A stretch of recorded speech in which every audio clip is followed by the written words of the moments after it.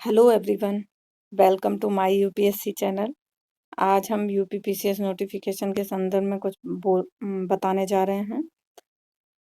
आपको पता है नोटिफिकेशन 5 मार्च को ही आ चुका है और 16 अप्रैल इसकी लास्ट डेट है फॉर्म फिल करने की। तो जिन्होंने भी फॉर्म नहीं भरा है वो भर लीजिएगा। तो जो एग्ज़ाम नेम है उसका नाम आएगा आपका यूपीपीसीएस एसीएफ आरएफओ करके होगा। और पीसीएस की फुल फॉर्म होती है Uttar Pradesh public civil services. जो आपका एग्ज़ाम लेवल होगा वो स्टेट गवर्नमेंट जॉब होगी आपकी। और क्या कहते हैं एप्लीकेशन मोड जो होगा, मतलब आप ऑनलाइन एप्लीकेशन फॉर्म भर सकते हैं। आपका एग्ज़ाम जो होगा वो ऑफलाइन होता है। लैंग्वेज जो पेपर की होती है वो हिंदी और इंग्लिश में आती है। सिलेक्शन प्रोसेस में क्या कहते हैं कि इसके 3 चरण शामिल किए गए हैं, प्रीलिम्स, मेंस और इंटरव्यू। ठीक है। जो जनरल एज लिमिट है वो है 21 से 40 वर्ष, यानी 21 से 40 वर्ष तक आप फॉर्म भर सकते हैं। वैकेंसी जो है ऑफिशियल जो अभी डिक्लेयर की गई है वो 250 है और आगे भी घटती बढ़ती रहती है। जो सिटीज़ होंगी जहाँ पे आप सेंटर, मतलब एग्ज़ाम सेंटर जिनको बोलते हैं, वो पूरे उत्तर प्रदेश में मिलेंगे आपको। आप अपने एड्रेस के अकॉर्डिंग मिल जाएगा आपको। नोटिफिकेशन लिंक जो है वो ऑनलाइन है और ऑफिशियल वेबसाइट है, तो वो है uppsc.up.nic.in करके। तो आप इसको इस पे क्या कहते हैं ऑफिशियल वेबसाइट पे जाके नोटिफिकेशन लिंक पे आप क्लिक करेंगे तो ऑनलाइन एप्लीकेशन फॉर्म आप यहाँ से भर सकते हैं। अब कुछ परीक्षा पैटर्न के बारे में बात कर लेते हैं। तो यूपीपीसीएस परीक्षा के पैटर्न में 3 चरण शामिल हैं। तो पहला है प्रीलिम्स। प्रीलिम्स में 2 पेपर होते हैं, दोनों ऑब्जेक्टिव होते हैं। ठीक है। मेंस में 8 पेपर होते हैं और ये सभी वर्णनात्मक प्रकार के होते हैं, मतलब लिखने के लिए होता है। परंपरागत रूप से जैसे हम उसमें लिखते हैं उसी हिसाब से होता है। पीसीएस का जो और थर्ड जो होता है फिर वो साक्षात्कार होता है। प्रारंभिक परीक्षा पैटर्न की बात करें तो इसके लिए इसमें क्या होता है कि 2 पेपर होते हैं, पेपर फर्स्ट और पेपर सेकंड। ठीक है। बहुविकल्पीय होते हैं। ठीक है। दोनों पेपरों के लिए अंक जो है वो 200 ही रहता है। ठीक है। हालांकि जो सेकंड पेपर है उसको सीसेट बोलते हैं, यानी कि एप्टीट्यूड टेस्ट बोलते हैं। ठीक है।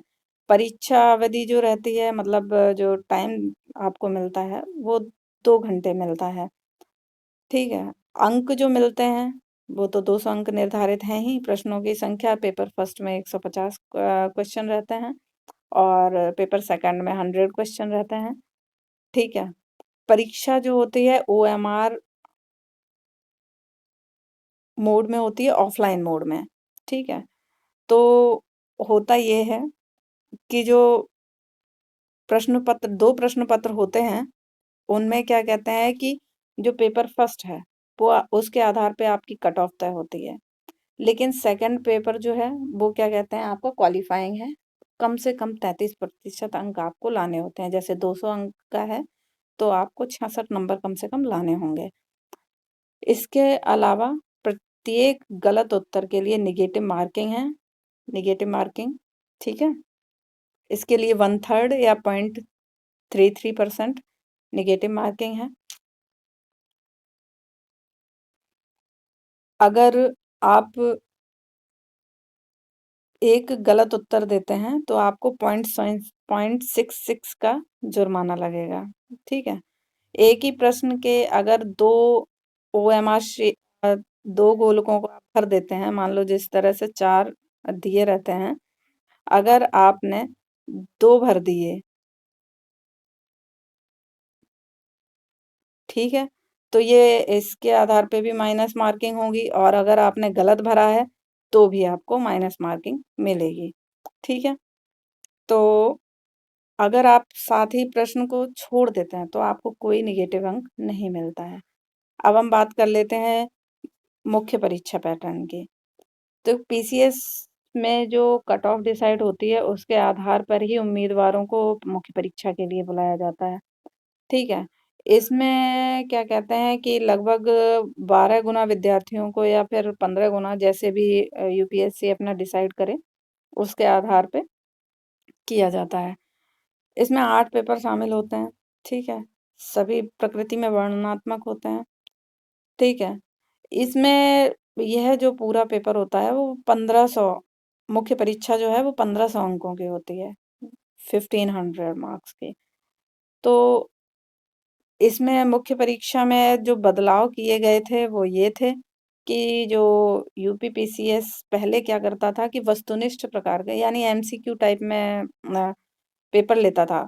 उसके बाद क्या कहते हैं कि जो जनरल हिंदी का पेपर होता था, निबंध होता था और साथ में एक क्या कहते हैं उसका पेपर होता था सब्जेक्ट का, 2 सब्जेक्ट के पेपर होते थे।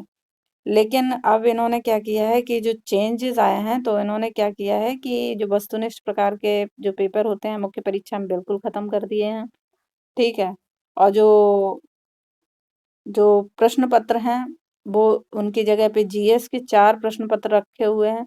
नैतिकता का पेपर पहले नहीं था, वो इस बार शामिल किया गया है और पहले क्या होता था कि 2 ऑप्शनल पेपर्स चूज़ करने होते थे, अब 1 ही रह गया है, ठीक है? तो अब बात करते हैं जब आप क्या कहते हैं इसके लिए भी एक मिनिमम वो डिसाइड करते हैं, मिनिमम मार्किंग, उसके आधार पे क्या कहते हैं आपको साक्षात्कार के लिए बुलाया जाता है। अच्छा साक्षात्कार के जो होता है वो मात्र 100 अंकों का होता है, ये एक मतलब व्यक्तिगत परीक्षण है। ठीक है। ये क्या है कि मतलब एक बोर्ड का चयन किया जाता है, जो करियर के लिए जो उम्मीदवार होते हैं, जो मतलब मेंस का परीक्षा पास करके गए हुए हैं, तो उनको उनकी जो इंटरपर्सनल स्किल है, उसके बारे में बात करते हैं। उसके लिए ज़रूरी है कि आपको आपको एकेडमिक अध्ययन तो ठीक है, पता ही होना चाहिए। अपने बारे में तो पता ही होना चाहिए लेकिन साथ ही आस-पास क्या हो रहा है उसके बारे में भी जानकारी ज़रूर होनी चाहिए। इसका मुख्यतः जो उद्देश्य होता है, वो आपका विश्लेषणात्मक क्षमता और मानसिक गुणों का पता लगाना है। कहने का मतलब ये है कि ये आपको चेक करते हैं कि आप तनाव में भी अच्छे से अपनी बात कह सकते हैं या नहीं कह सकते हैं। ठीक है? तो इस तरह से ये 100 अंकों का होता है। जब प्रारंभिक परीक्षा हो जाती है तो कुछ दिनों बाद इसका रिजल्ट घोषित किया जाता है। उसके बाद मुख्य परीक्षा में व्यक्ति शामिल होता है और मुख्य परीक्षा में भी जो कट ऑफ निर्धारित होती है उसके बाद क्या कहते हैं कि अ, उसमें साक्षात्कार में इंसान बैठ सकता है, ठीक है? तो यूपीपीसीएस की जो अब बात कर लेते हैं आयु सीमा की, इसके बारे में लोगों को बड़ा कन्फ्यूज़न रहता है। तो आयु सीमा जो है वो इसकी 21 से 40 वर्ष तक रहती है, ठीक है? आरक्षित उम्मीदवारों के लिए आयु में कुछ छूट है, तो उसे हम इस तरह से देख सकते हैं कि अगर व्यक्ति एससी, एसटी या ओबीसी कैटेगरी का है तो उसे वो 45 वर्ष तक ये एग्ज़ाम दे सकता है। अगर उत्तर प्रदेश के जो रजिस्टर्ड खेल हैं, उनके अगर कुशल खिलाड़ी हैं तो क्या कहते हैं आपको 45 वर्ष तक एग्ज़ाम दे सकते हैं, 5 वर्ष की छूट है। राज्य सरकार के जो उत्तर प्रदेश के कर्मचारी हैं, उनको भी 45 वर्ष के लिए दे सकते हैं। उत्तर प्रदेश के जो कमीशन्ड अधिकारी हैं, आपातकालीन, वो भी क्या कहते हैं 45 वर्ष तक एग्ज़ाम दे सकते हैं।